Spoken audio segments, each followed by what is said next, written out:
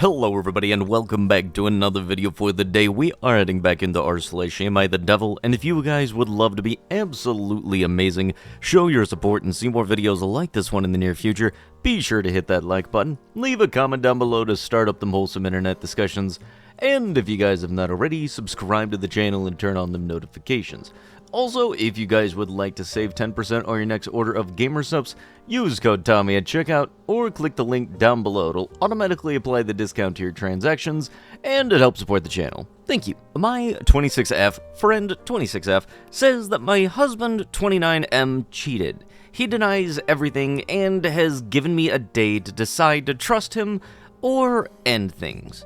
How do I go about this? I don't want to give a bunch of unnecessary details, so here is everything important. 1. Husband 29M and I 26F, together for almost 5, married for 2. A 16-month-old daughter, have been hoping for a second baby soon. 2. Relationship has always been wonderful, and he's an amazing husband and father. 3. About cheating, he has had multiple chances to be unfaithful in the past and never did. 4. Close friend that I've known since I was 18 is adamant my husband has been cheating, with no physical proof, just her word, during the times I go visit my parents, usually a weekend every 2 months or so. 5. I asked my husband about it, and he denied everything and reassured me. 6. I couldn't get it out of my mind, and we got into an argument, and I said some things that I shouldn't have, and he told me that he was going to give me space until I figured out who I believed. And he has been staying at a hotel since, 3 weeks ago. My sister and brother-in-law have been staying over. 7. My parents, sister, and brother-in-law all don't believe that he would cheat. My mom says that I never should have let him start staying at a hotel. I agree, and I did ask him to please just stay the nights at our place, and he said that he's only doing that if I trust that he didn't cheat. 8. He has been coming over every evening to spend time with our daughter, and doesn't say much to me when he visits. 9. Today he texted that he has given me enough space, and if I still can't decide, it's best that we end things fully.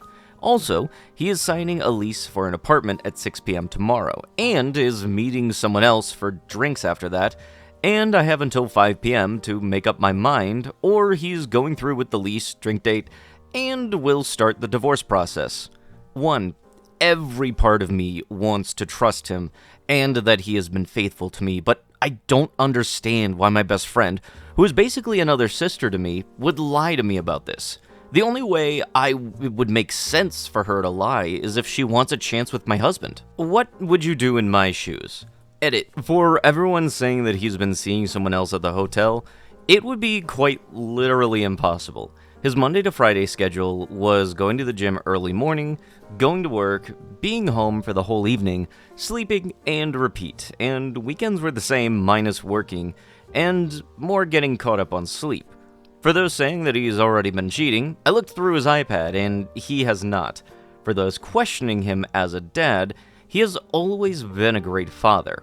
I'm not sure how some people got the idea that he abandoned our daughter when I explicitly said that he was coming over every evening and spending time with her and helping me with her. A small update, my friend made the whole thing up and his drinks date was going to be with her. My husband and I talked, he didn't sign the lease, and we've both blocked her on everything. He's back home now, and I think we'll be okay. I trust him. I just get insecure a lot, and letting this go on for weeks was definitely not the way that I would have gone about this.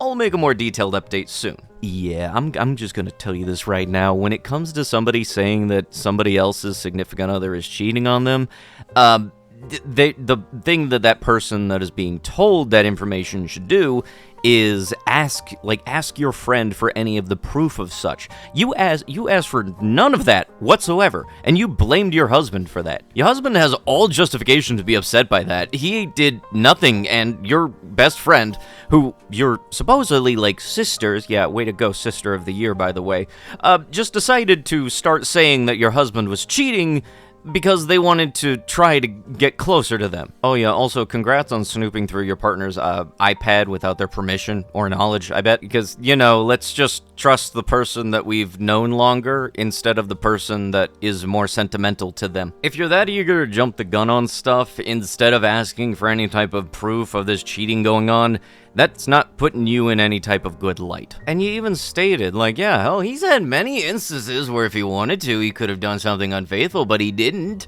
Yeah, but still, you decided to trust your friend more so than your husband. Way to go on that one. Am I the a-hole for kicking my sister's kid out of the house? Would I be the a-hole for telling my daughter to stop pushing for a relationship that's never gonna happen?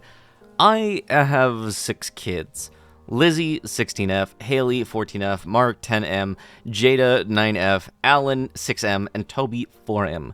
Lizzie and Haley are from a previous relationship, while the rest are with my current husband. When Lizzie was born, I never felt a real connection to her the way most mothers feel with their children. I couldn't explain it, but instead of love or joy, I just felt indifference. My mother told me that she felt the same when I was born, but once I was the toddler, she felt a motherly love for me that she was supposed to. I waited for that, and it never happened. My whole life, I haven't felt parental love for her the way that I have with my other kids. Don't get me wrong, I love her, but not in the deep way a mother usually loves her kids. Ex-husband and I eventually got divorced, and I met my current husband. We expanded our family, and I have never been happier than I have with this man and my kids. Lizzie and Haley are split custody with my husband, with them usually going every other week to his house. Unfortunately, Lizzie never liked my new husband. I did everything I could to get them to get along, and we even went to family therapy, but nothing worked. It's more than just a simple, "you're not my dad" kind of thing. She full-on hates him, which makes me so sad. She won't even be in the same room as him without me there, which makes him sad too. Lizzie has also defied us more as she has gotten older, and it's stressful. I don't have any problems with Haley, but Lizzie, I feel, is too much for our family. She loves her siblings, of course, but things are tense otherwise. Now, for the incident that led to everything falling apart. Mark has gotten suspended from school for getting into a fight with someone else. He said that it was in self-defense, and I believe him, but it's still not an excuse to risk getting suspended for it. Husband and I yelling at him for it, and Lizzie stepped in and got in my face, telling me that I shouldn't talk to her brother that way. I told her to stay out of it because how my husband and I handle parenting is none of her business, but she refused to back down. My husband began arguing with her, and she told us to both go screw off, and things got a bit out of hand. My husband stepped back, and I got angry at her for mouthing off at me like that. Things are a bit hazy here, but it ended with me calling her dad and telling him to come get her.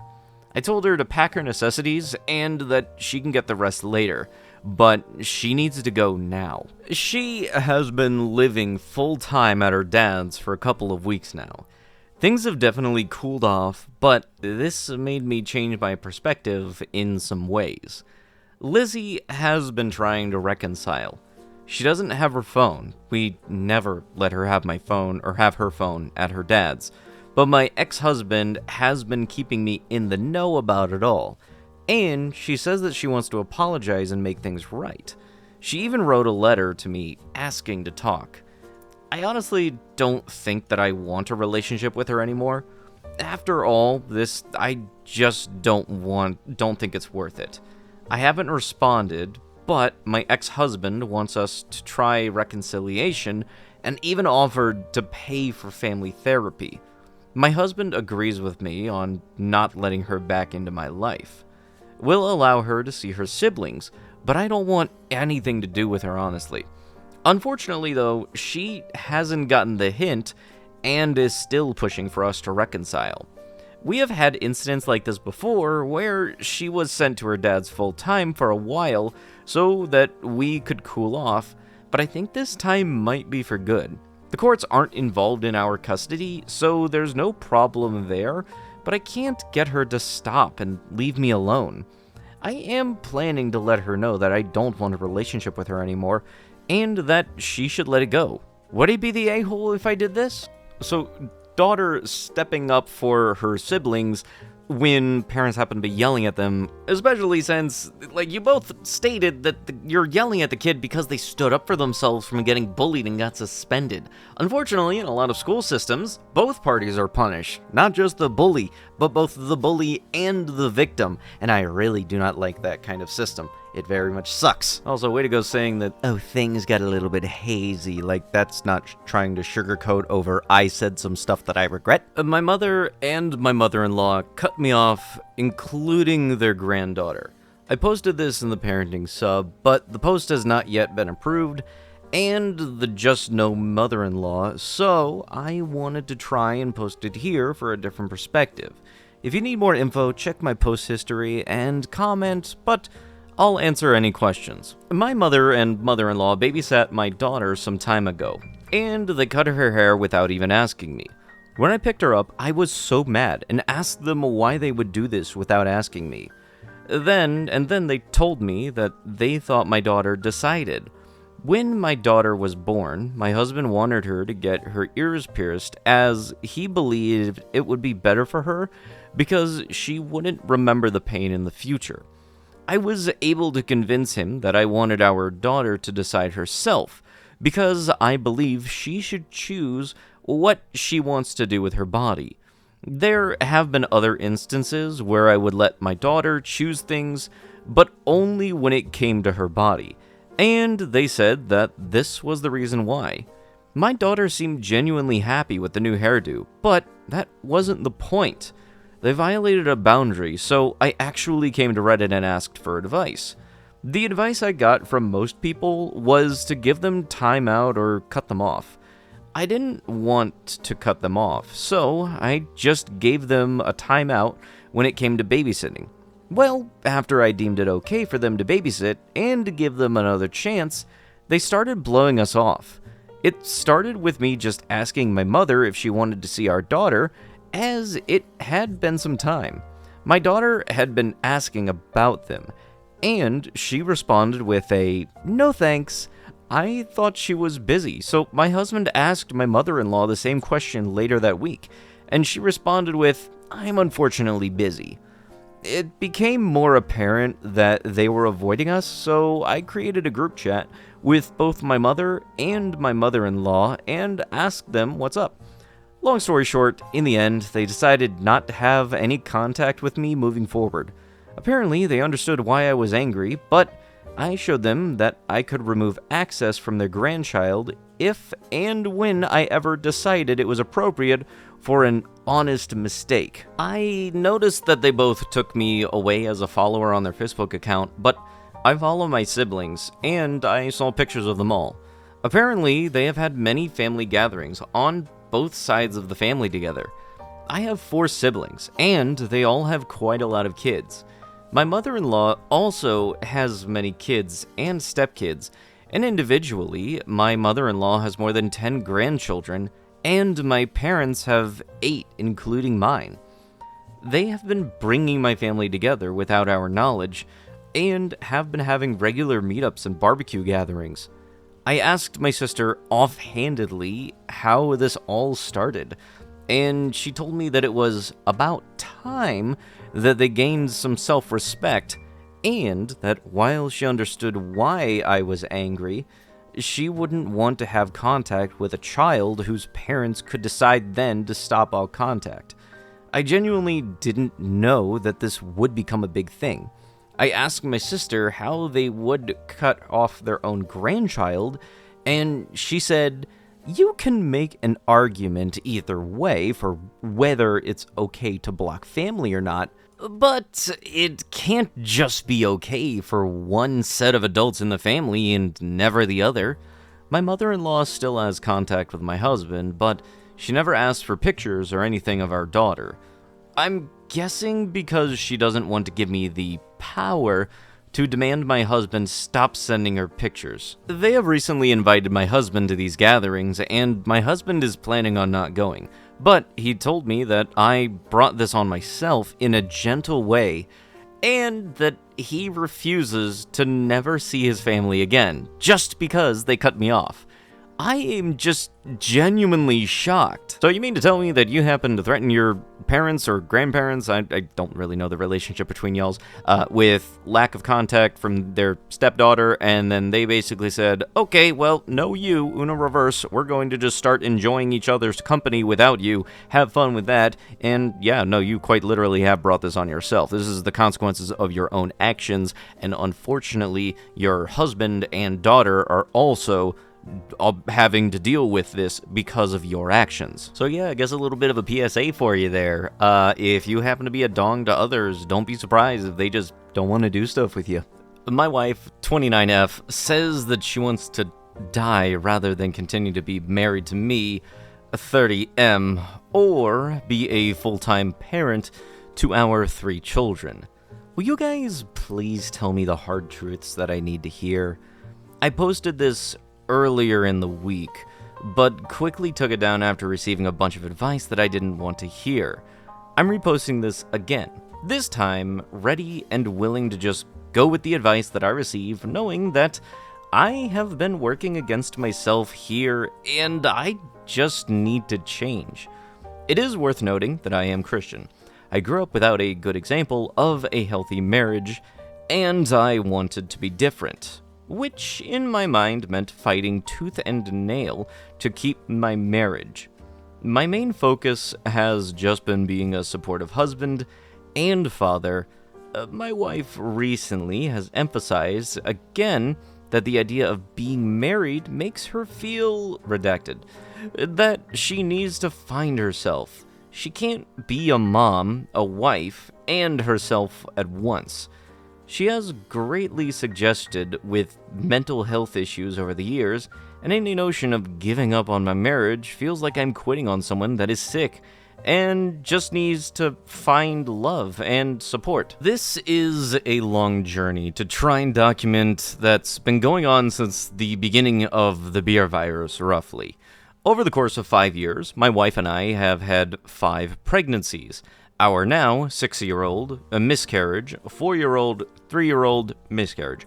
After our first daughter was born, my wife started experiencing disassociation and depression. I was just an ignorant dude. I recommended she pursue therapy and offered my full support at best. I knew how at the time, and she continued on and off with therapy, but I think it was a really bad fit in the long run. We ended up having a miscarriage, and it hit both of us differently. She seemed semi-unfazed by it at the time, although I believe she further disassociated. She told me that she was about 7 months pregnant with our second, that she had been having an affair, that she was completely disconnected from reality, and needed help. I broke down, world felt shattered. She was volunteering to work on some things. I agreed. We got into marriage counseling. It was like Jekyll and Hyde. Some days, I was all she ever wanted. The next day, I was the biggest hindrance in her life. I read up on a million different conditions. For the next year, she basically went back and forth continuing to have her affair. Us being separated for months at the time, her saying that we are working on things, and she's struggling with the ideations, and was locked up in mental health facilities, etc. I'm just taking care of a newborn, a 1-year-old and a 3-year-old. Eventually, I filed for divorce. We had our DV incident where she hit me several times. I was heartbroken, but I felt like a damn idiot for staying. In our state, it takes 90 days for a divorce to finalize. At day 80, she's begging me, I want to work on our marriage no matter what it takes. Long story short, we didn't get divorced. In the 3 years since then, we've worked hard, going to marriage classes, counseling, etc. Struggles? Absolutely. It seemed like a constant cycle of everything being decently okay, and then her just being angry and thinking that I'm the worst. Starting in November, maybe even sooner, I started to feel a rift. We've always been regularly intimate. If we aren't intimate for more than a few days, we end up just kinda initiating S in the night while we're sleeping, and wake up to us being in the middle of it. Everything was dropping off though. Friendly conversation, intimacy, emotional and physical. I kept advocating. Well, one night in December, I guessed that I had initiated the hand-holdings at night. I woke up to her gone. I guess I had initiated, she wasn't feeling it, but didn't wake me up or try to stop it. Not to blame her at all.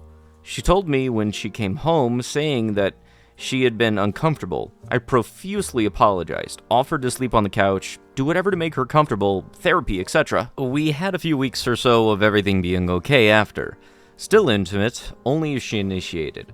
Talking about issues. Eventually, she tells me that she wants a divorce. She's looking for a job, wants to live in her car. She is going to do bad things to herself if she has to stay married and a full-time parent. I tell her I'm not happy to get divorced, but I'll sign whatever papers that she presents me. She's not a hostage. I only want to be married to someone that wants to be with me. I start sleeping separate, which makes her super angry. So I start sleeping in our bed again. I advocate for her to get into therapy, which she does, and it seems her new therapist is a good fit. She's been in therapy on and on for years. This isn't her first therapist since 2020. The therapists tell her not to make rash decisions like divorce until she is mentally indisposed. They want to do blood work, meds, the works. She is just going further and further downhill since January.